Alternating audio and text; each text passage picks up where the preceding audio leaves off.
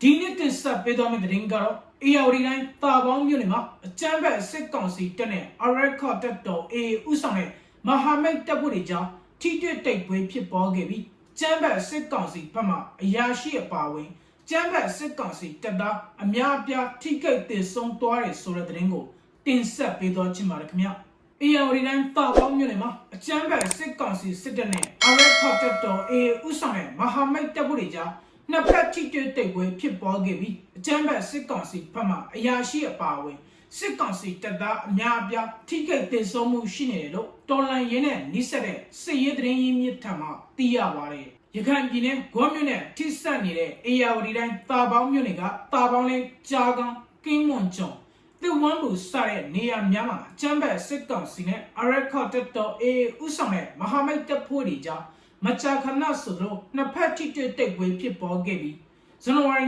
25ရက်နေ့နဲ့26ရက်နေ့ကဖြစ်ပေါ်ခဲ့တဲ့တိုက်ပွဲတွေမှာတေဆုံးဒဏ်ရာရရှိခဲ့တဲ့စစ်ကောင်စီတပ်သားတွေနဲ့အရာရှိတွေကိုတာပေါင်းမြို့နယ်ခမရ308ကိုတိတ်ဆိတ်တေဆောင်လာပြီးဇန်နဝါရီ29ရက်နေ့မနက်အစောပိုင်းမှာဒဏ်ရာပြင်းထန်ရရှိခဲ့တဲ့အရာရှိကိုအနောက်ပိုင်းစစ်ဌာနချုပ်မဆရလေးကိုစေကူတပ်ရန်အတွက်ပို့ဆောင်ခဲ့ကြောင်းအဲ့ဒီစစ်ရေးသတင်းရင်းမြစ်ကဆိုပါတယ်။ကျမ်းမဲ့စစ်ကောင်စီတပ်သားတွေဟာတေးပြူရော်သားများကိုကျေးရွာတွေမှာနေထိုင်ခွင့်မပြုဘဲသူတို့တပ်ဖွဲ့ဝင်တွေကသာကျေးရွာတွင်းမှာအထိုင်ချခြေကုပ်ရယူကလက်နက်ကြီးတွေတက်ဆင်ပြီးနေရောညပါမနာရန်လက်နက်ကြီးတွေပြစ်ခတ်နေတဲ့ဂျာကနေ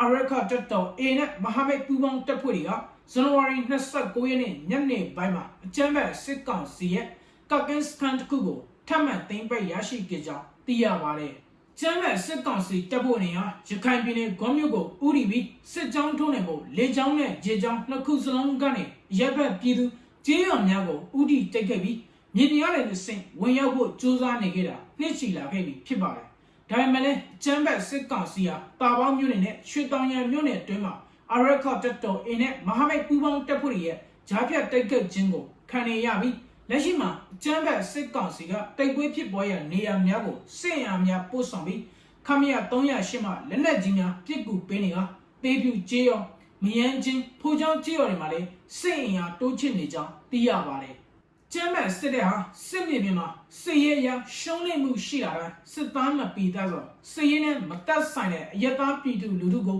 ရှုံးမဲပြီးလေကြောင်းရေကြောင်းကနေဥတီတိုက်ခိုက်မှုတွေညာပြီးအနှံ့မှာတောက်လျှောက်လှုပ်ဆော်လျက်ရှိနေပါတယ်။ဒီနေ့တင်ဆက်ပေးရတဲ့သတင်းကတော့ AOD တိုင်းတာပေါင်းမြို့နယ်မှာအကြမ်းဖက်စစ်ကောင်စီစစ်တပ်နဲ့ Araka တပ်တော် AA ဦးဆောင်တဲ့မဟာမိတ်ပူးပေါင်းတပ်ဖွဲ့တွေကြားနှစ်ဖက်ထိတွေ့တိုက်ပွဲဖြစ်ပေါ်ခဲ့ပြီးအကြမ်းဖက်စစ်ကောင်စီဘက်ကအရာရှိအပါအဝင်စစ်ကောင်စီတပ်သားအများအပြားထိခိုက်ဒေဆုံးမှုရှိနေတယ်ဆိုတဲ့သတင်းကိုတင်ဆက်ပေးရတာဖြစ်ပါတယ်ခင်ဗျာ။နောက်တော့တင်ဆက်ပေးသွားမယ့်သတင်းများကိုလည်းစောင့်မျှော်ကြည့်ရှုပေးဖို့ပြောကြားချင်ပါတယ်ခင်ဗျာ။ခုလိုကြည့်ရှုပေးတဲ့အတွက်ကျေးဇူးအများကြီးတင်ပါတယ်ခင်ဗျာ။